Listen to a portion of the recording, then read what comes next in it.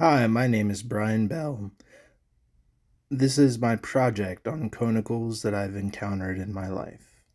I've been in the brewing industry for the past 10 years and have traveled to Germany, Belgium, and have worked in Washington, D.C. and Raleigh.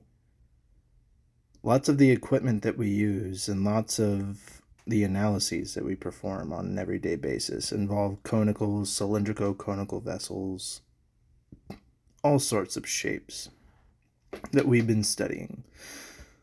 Among those are two things that I'll be measuring and writing equations about today: the Cantillon bottle and this Erlenmeyer flask. So here we see at around the 800 milliliter mark,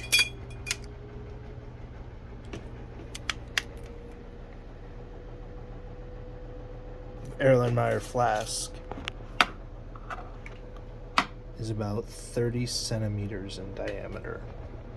We also see that at 800 milliliters, the flask is about 9.5 centimeters tall. So with our measurements of 9.5 centimeters and 30 centimeters, we get our values for E and D that we can then plug into our equation. R equals ED over 1 plus E cosine theta. We're using this equation because it's going to give us the same generic shape as the Erlenmeyer flask on a graph. So plugging our values E and D into the equation gives us R equals 285 over 1 plus 9.5 cosine theta as our equation for the Erlenmeyer flask. As shown on Desmos, at around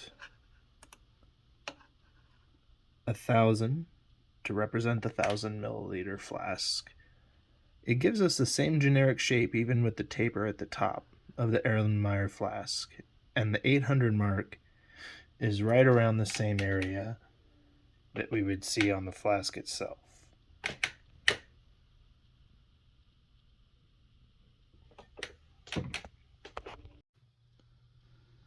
To provide another example for an equation, we'll use the Cantillon bottle. We can see that the Cantillon bottle is about 28 centimeters in diameter.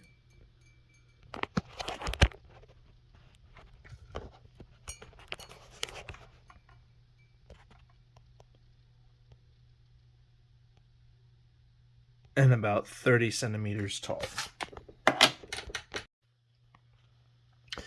So just as with the flask, we have the values for E and D for the Cantillon bottle, which are 28 and 30.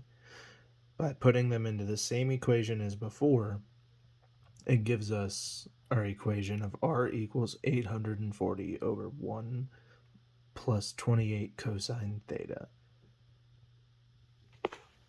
When plugged into Desmos, something I noticed is the bottleneck effect that you see as it tapers up towards the top and becomes a straight line, almost.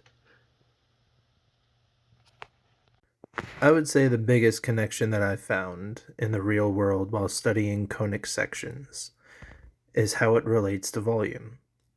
You could see on the graph how volume correlates mathematically to these conic sections, and how the area of a graph can show essentially the same volume that is in a conic section used in the real world for a product like beer. I will definitely be using this information, as I think I can develop formulas to figure out how much volume is in a tank.